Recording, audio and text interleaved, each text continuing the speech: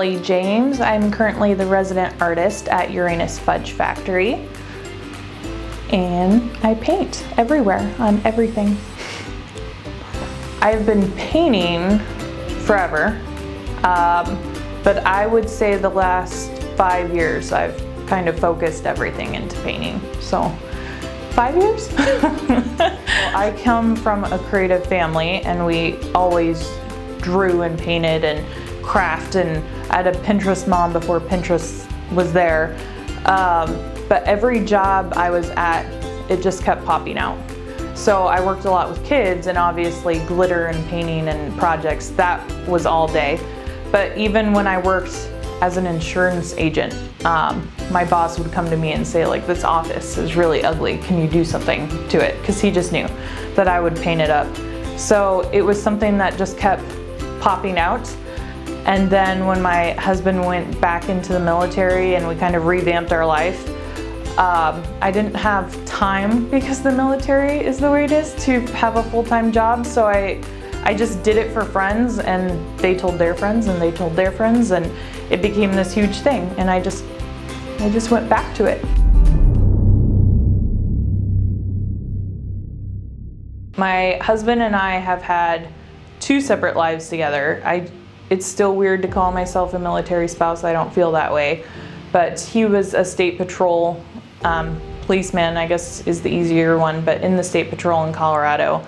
And just saw the dangers. He was in a shooting. It affected us in a lot of different ways that we didn't know was gonna affect us. And then we had to have like a powwow and rethink our whole life. And he had never discussed it before. He was in the Navy before, in adolescence, right at high school in the Navy. But he randomly was just like, I'm gonna go up for the Army and go for an officer. And I thought it was a joke, but he did it. And the Army's funny, because they looked at his military record and they said the Navy's really fun and all, but their boot camp is kind of like, so they sent him to boot camp again, and that would be his 3rd time going to boot camps. And he's this older guy, and he's been to Japan, and the Navy's covered in tattoos, and he's like, you want to hear a story, kids? These 18-year-olds that are... So he was away for a year, and that's again where the art started again, because I was all alone, So we do this Army life. We went to Fort Knox first, and this is our 2nd post. It's weird, it's hard, it's great, it's bad, it's all of the things. I would never in a million years, though, thought that I would end up in Missouri and then doing what I'm doing. So it is a good ride. I think it's good for my kids to get out. People should travel and see things and see different points of view. I had lived in Colorado since I was about 5 and never moved and never thought about moving. So this has been good to kind of see what the world is like. And I would never thought, like, I fell in love with Kentucky and that bourbon and that, I would never in a million years think that. So I would never have thought of being in, this part of Missouri. We're here now.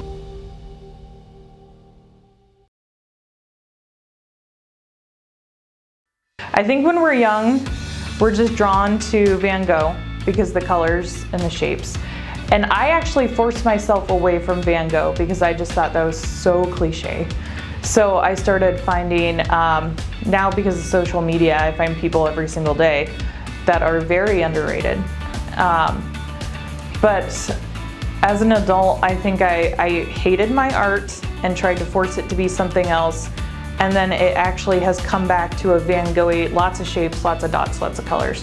And I'm okay with that now. So even though it's cliche, I love Van Gogh and I love Dolly. It started on a trash can because I was mad at a coworker. I worked at an insurance company and we were in the cube, cube human cells. And it was so gray and awful that I had, of course, artwork cluttered everywhere. And then I started drawing on anything that was not, theirs. But she told me that art was useless because you don't need it. It doesn't serve a function and you don't need it. So it's kind of immature, but I stole her trash can and painted on it because she needed it, and now she has art on something she needed.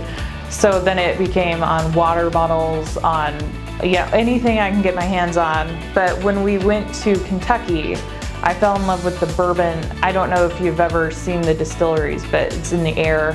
You can smell that yeasty bread, and everybody's, sweating and working, and it's this labor.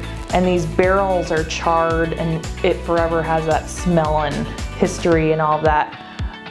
So I got my hands on a few of those, and lots of people sand them because they want it to be that perfect flat surface. And I feel like that's an injustice because every nick and every brand and so I don't do anything to it. I just paint over it, and it has this huge history, and it's heavy, and you can smell it, and it's all the senses. It's fabulous. I love it. On the way here, she goes, Mayor Louis really wants to meet you. And I said, the cartoon character? Because when I came in here, he's a cartoon character. So I was like, I think they're being silly. Yeah, I'll meet Mayor Louis. Like, yeah, I will.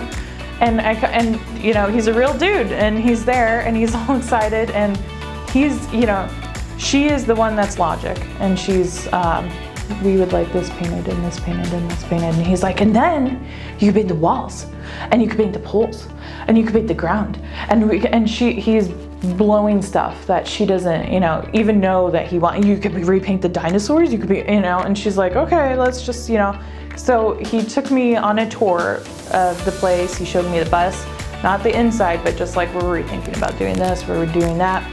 So he just says, I have so many projects, can we just like have you on to just like keep shooting them out? And I said, yeah, and it sounds cheesy, but on the way home I started to cry, because that was the first time that somebody saw what I did and liked it and was like, I just want you to keep pushing it out. But when I first came in, they had so many things going on that they didn't know where to start, and it was all new, so we had to get a system going. But Susan looks at this wall, and she goes, I don't know if you could do something here, but there's gnomes, paint this wall. And it was such a weird, because I didn't want to upset anyone, and I'm painting on this wall. I've never painted in public like that before, so little kids are starting to sit where I'm sitting on the ground, and they're watching me paint. And then I don't know how else to interact with little kids but teach them how to do it. So now I'm letting the little kids have the brush, and I'm showing them do the leaves. And the first thing I've ever painted was the gnome home right next to it. We didn't ask Louis permission or anything. We just painted this gnome home. But yeah, I had, Susan was like, just let it go. No. Every inch of this thing, there's still spots in that bus that is not painted that I feel like I'm gonna sneak in there one day and just fill in the spots. But I just wanted the vibe when you walk in, so that you're going on a ride with this dad and this daughter. And I listened to commands from children as I went. So I knew that I wanted it to be a journey that was something special. So it's this single dad and his daughter, and they're driving and they're seeing all the sights. But as I'm painting it, I used to have the bus door open to get some, air in there. And kids would poke in, and their parents would yell at them, And I would, it's okay, they can poke in. And they see what I'm doing. And one girl was like, well, there's no bubbles. And she was very upset. Where's the bubbles? Okay, but she was brilliant, and she helped me connect, because this little girl in the first scene is, they're stopping on Route 66, and she's blowing bubbles, and it goes through the whole painting. So that girl was brilliant. She was being nice to me. I hope that somebody connects with my story. I am a simple person that paints.